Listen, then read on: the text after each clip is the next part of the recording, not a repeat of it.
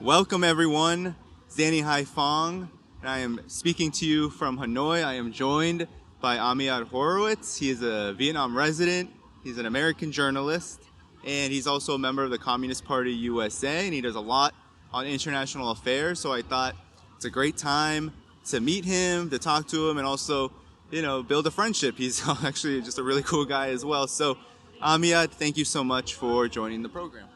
Thank you so much, Danny. It's nice meeting you too. And I appreciate the opportunity and the invitation to speak here. Yes, so one of the things, Amia, that I wanted to talk to you about is a lot of your work is focused on Vietnam-China relations. And at the moment, there's a lot of Western media spin about this. A lot of talk about how Vietnam is in the U.S. camp, and how, of course, you hear story after story about China being an aggressor in the region, and how Vietnam has huge disagreements with China and their friendship is non-existent. These two countries are at odds. Could you talk about what you write about, and maybe first introduce your Vietnam story, and then how did you get into Vietnam-China relations, and what's the real story here? So I've been living in Vietnam since 2013. I was studying about the history of the U.S. war here back during my master's. Got very frustrated that all the sources out there only seemed to cover the U.S. side and pushed a very specific narrative. So I originally came out to Vietnam to try and find other resources that give a more full picture of the actual history. So I moved here full-time in 2013. Over my time here, studying Ho Chi Minh and being disillusioned with what I saw back in the U.S. and I started to read other communists as well and read Lenin, and eventually realized as I'm watching the U.S. decline, I'm watching Vietnam rise, and one of the big reasons for that is Marxism-Leninism. And so I joined the Communist Party USA and a member of the international department, and I do a lot of work between different communist parties, but a lot of my personal time is working with CPUSA and Communist Party Vietnam relations. I also write for People's World newspaper, covering mostly international news. Being here, I write a lot about Vietnam's international news and follow a lot about Vietnam's international or foreign policy. And I noticed over the years all the lies and false information that the U.S. Media and other Western media puts, in their coverage about Vietnam.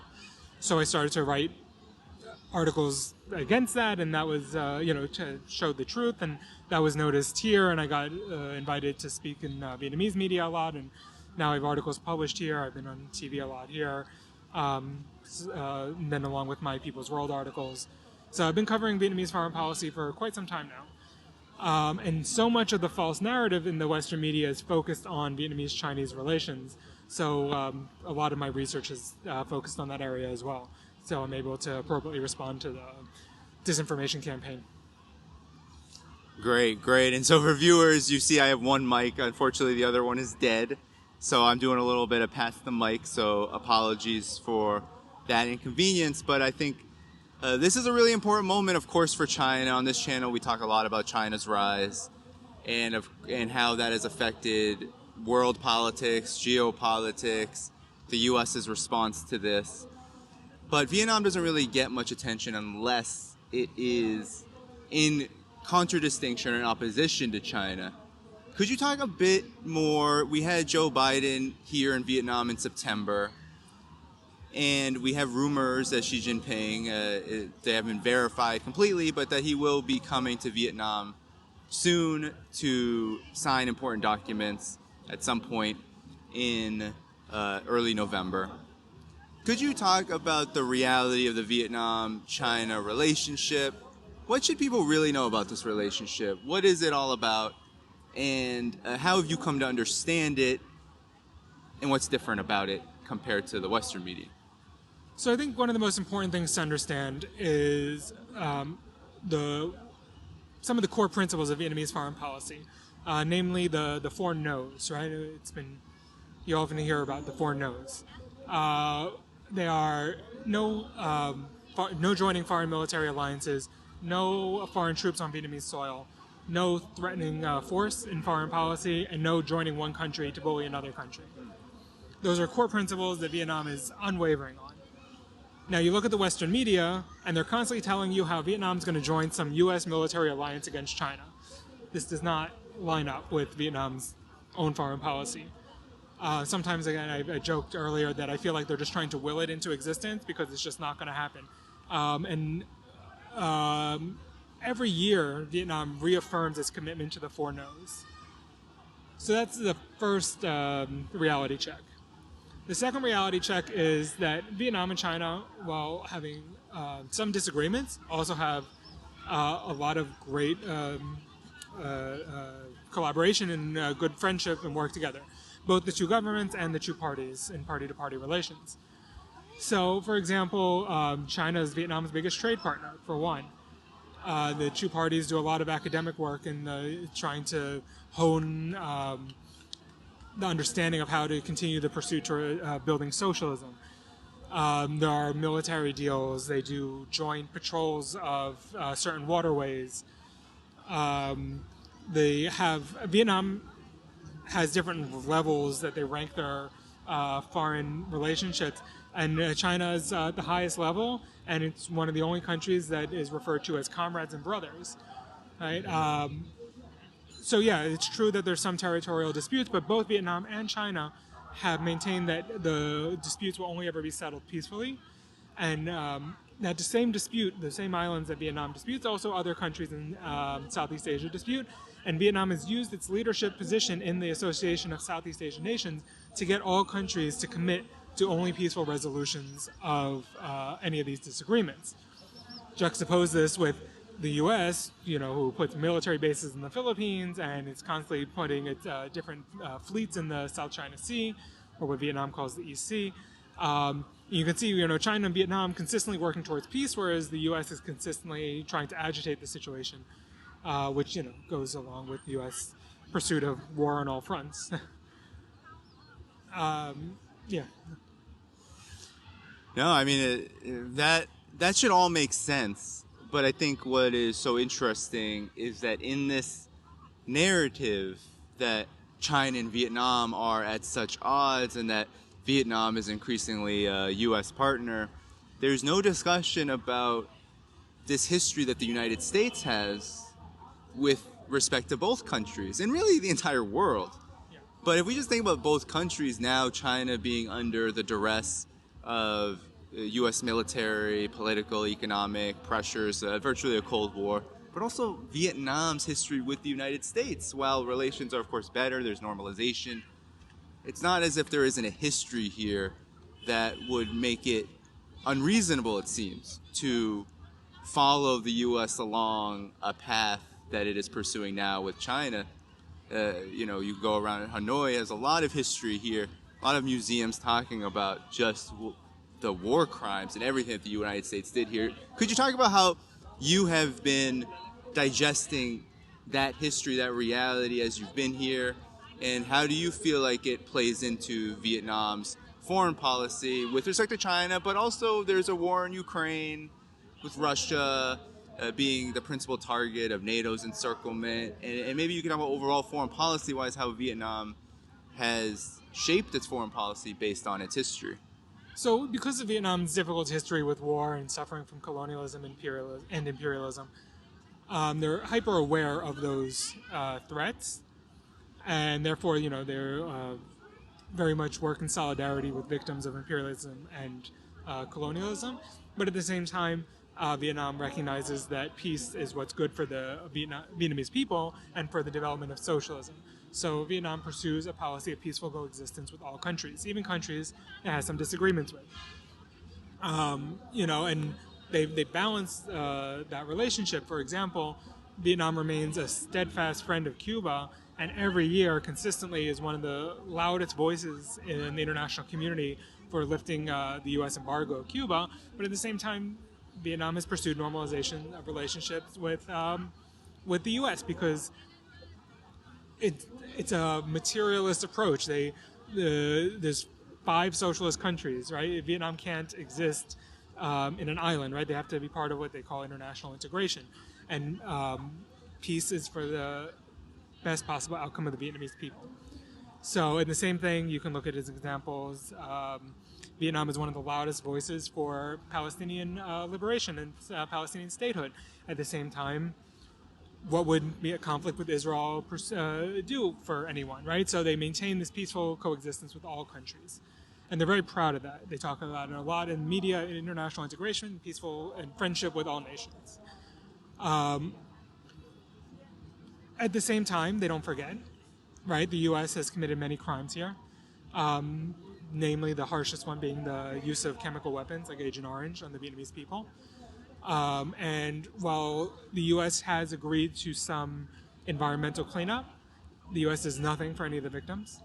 And U.S. courts have blocked any attempts to try and sue the chemical companies or anything like that. So there are a lot of advocates here that work with Agent Orange victims and are still very much aware of the dark side of the U.S. Right, so it's a balancing act. Yeah. No, that's so true. That's so true. It indeed is a balancing act, and China gets similar criticisms. I don't know. I know both countries have come under criticism from, say, leftists, but really everyone in the West about how Vietnam, how China decided to pursue foreign policy, domestic policy.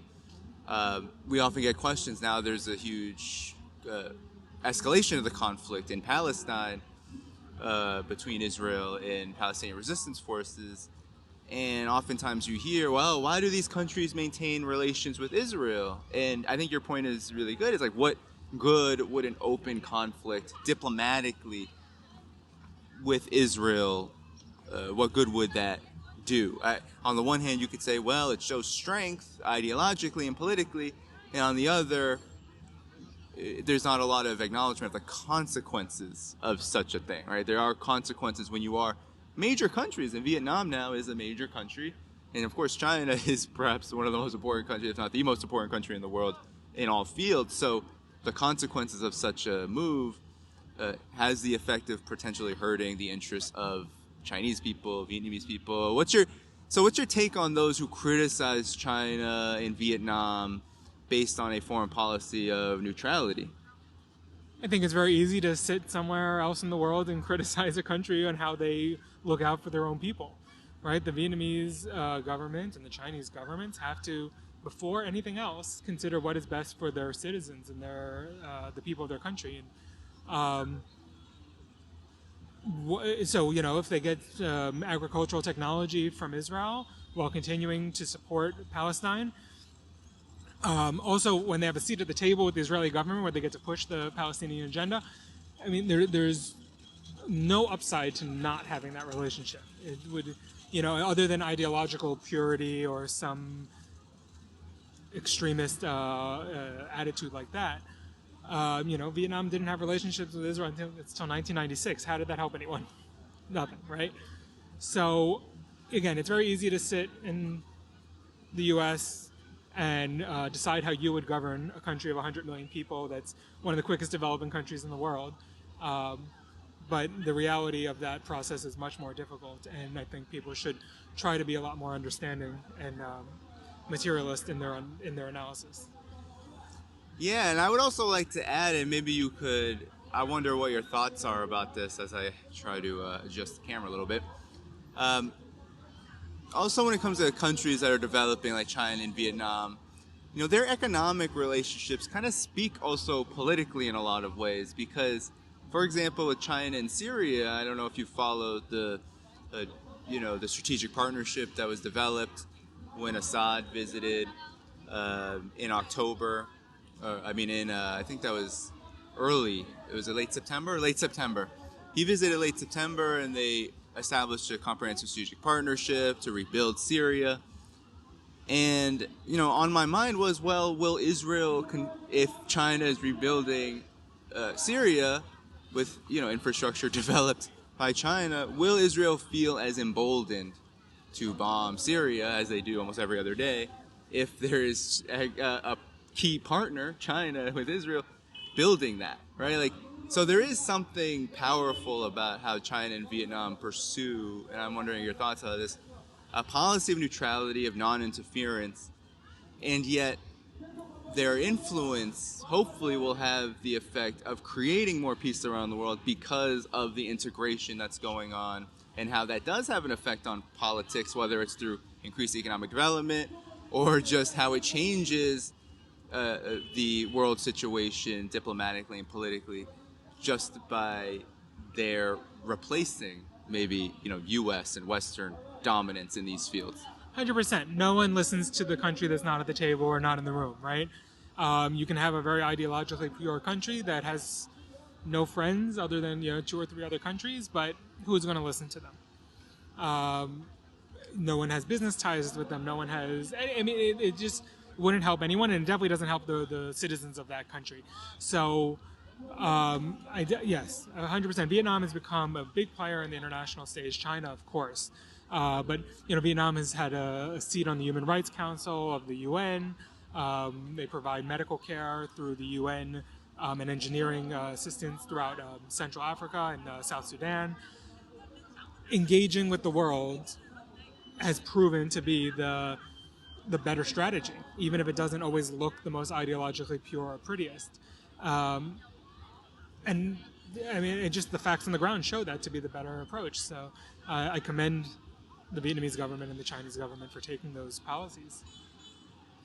Yes, and you've been here. Maybe final comment on Vietnam's foreign policy, China's, and just the world situation.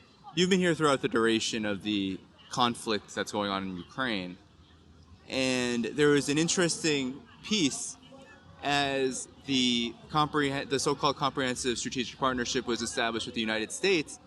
As that trip was happening, there was a New York Times article talking about how Vietnam was strengthening its military partnership with Russia at the same time that they were talking to the United States about upgrading ties.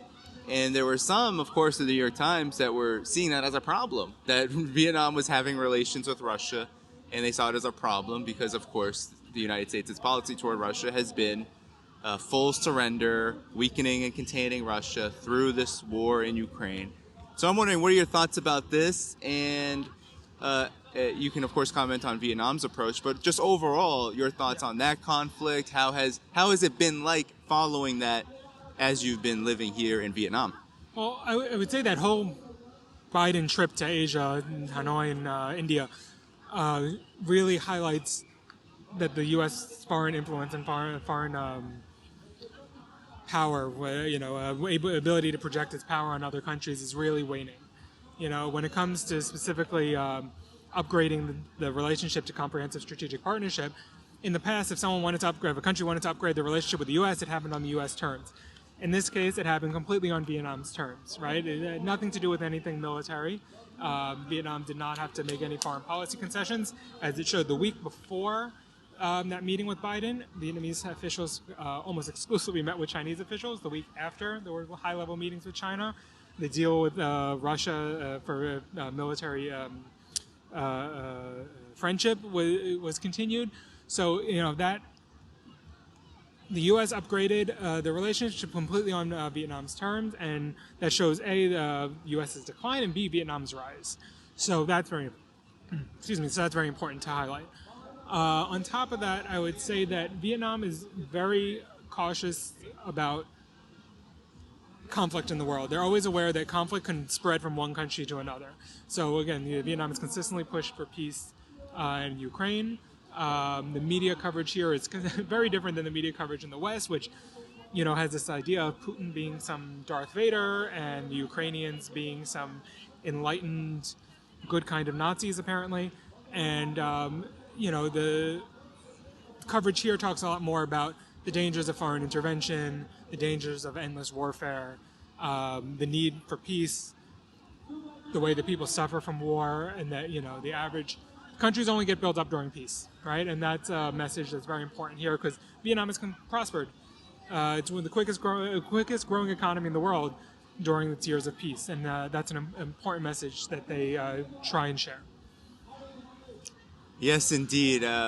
I think this conflict has obviously changed a lot in the world, and what you just highlighted is one of those things. The fact that countries like Vietnam, of course China being the biggest fish for the United States, but all countries that are pursuing an independent path of development, Vietnam being one of them, really have shown, and the conflict in Ukraine, when you have stories like that being leaked out to the media, it shows that there is something going on with U.S. dominance, what some call unipolar dominance, and how it's waning and declining. And countries like Vietnam can benefit from that and showcase how there is a better path. That, yes, you can have relations with Russia just because there's a conflict in Ukraine, that conflict is not just complex, but also completely distorted by those who are seeking to to bring down Russia and to bring down the entire world order, what some call multipolarity, down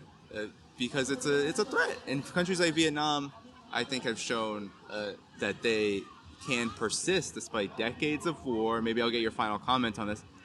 Being decimated by decades and decades, nearly a century of colonialism and war, and come out of it in just 50 to 60 short years and really develop an independent foreign policy, one that really reflects, I think, the best parts of course, its domestic policy of economic development for all people and raising the standard of living of all people. Yeah, I think it's incredible. I recently did a project with Vietnam News Agency where we went down to Quang Tri province, which, maybe 15, 20 years ago, experts were saying there was so much damage from bombs and Agent Orange that nothing would grow. And now there's rice fields everywhere. There's black pepper fields and coffee, some of the best coffee, award-winning coffee from Cashapp, which is, infamous in the American academic literature for the horrible battle that happened there. Most bombed spot in the world. People said nothing can grow there. Now it has award-winning coffee growing there. Vietnam has done everything it can, following the path to build socialism, to develop the country, to lift its people out of poverty. There's still a lot of work to be done, but it's truly amazing as an American citizen watching what happens when a country invests in its people and its infrastructure and the future of its people versus, when growing up in the U.S. where the country does nothing but invest in warfare and destruction overseas. It's very much helped solidify my political views and worldviews, and very fortunate to be here and witness the amazing things being done here. Well, Amiad, it was really good to meet you. Really good to have this conversation. Thanks so much for taking the time out of your busy schedule to discuss what I think is a subject that really no one else is talking about, writing about. So when this video comes out, I'll try to share your articles on this topic. And I hope we can meet again one day here. I'll definitely be back in Vietnam. It's been a wonderful trip so far. I'm just going to show everyone where I am, just a little quick. We're by a nice water view here in Hanoi, Sword Lake. And it's very busy, very bustling. It's the weekend, so everyone's out and about. But again, it was great to be with you, Amiad. And yeah, when you see this, hopefully you get a lot out of it to my audience. But this is all that we have today, everyone. Of course, like this video, share it, subscribe to the channel, and support in the links in the description, Patreon, etc. And I will be back with all of you very soon when I'm back in Vietnam, back out of Vietnam, live, back from the United States. Take care, everyone, and bye-bye. Thank you for tuning in to my latest video. I appreciate all of your support. This channel, however, needs your help. I am seeking to make this channel more sustainable in the long term and upgrade necessary equipment to ensure that this work continues onward and makes progress to give you all of the geopolitical analysis that you all deserve. For that reason, I'm asking you to become a member of my Patreon community at patreon.com/DannyDhaiphong. You can find that link in the video description or in the pinned comment below. For whatever amount you choose to give, just know you are supporting independent media that you can't find anywhere else. Thank you so much, and I look forward to the next video.